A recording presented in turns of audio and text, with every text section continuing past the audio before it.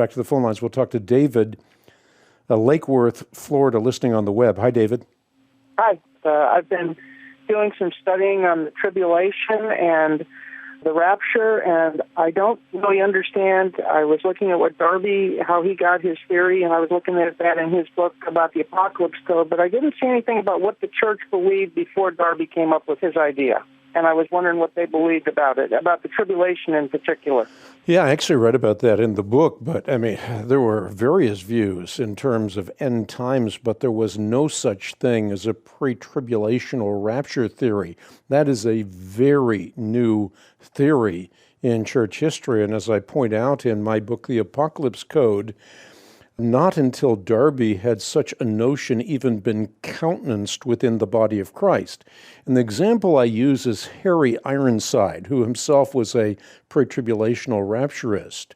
But he challenged those who doubt that assertion, and here's the quote, "To search, as this writer has in measure done, the remarks of the so-called fathers, pre- and post-Nicene, the theological treatises of the scholastic divines, Roman Catholic writers of all shades of thought, the literature of the Reformation, the sermons and expositions of the Puritans, the general theological works of the day, and he will find that, quote-unquote, mystery conspicuous by its absence."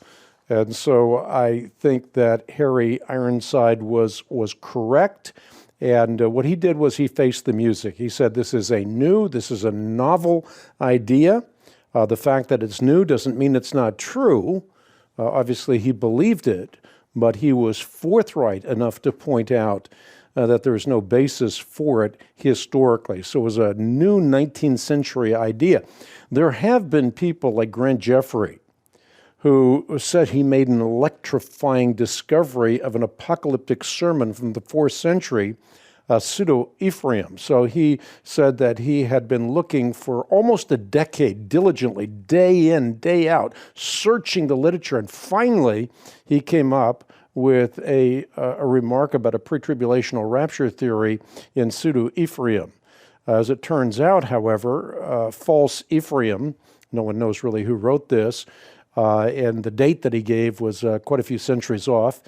But when you actually go to Pseudo-Ephraim, when you actually read the literature, you find a sermon.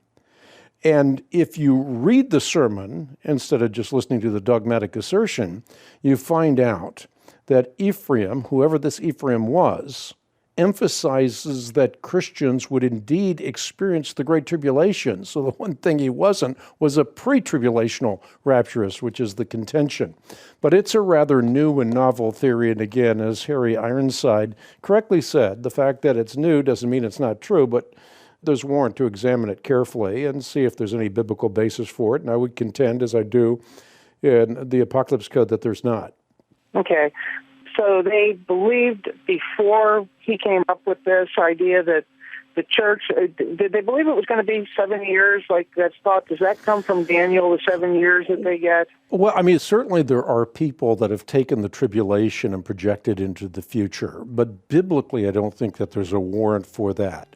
When Jesus talks about the great tribulation that's going to take place when the temple in Jerusalem are destroyed, he made the prediction within a generation, of course, came to pass just as he made the prediction. He was, of course, the Lord of glory.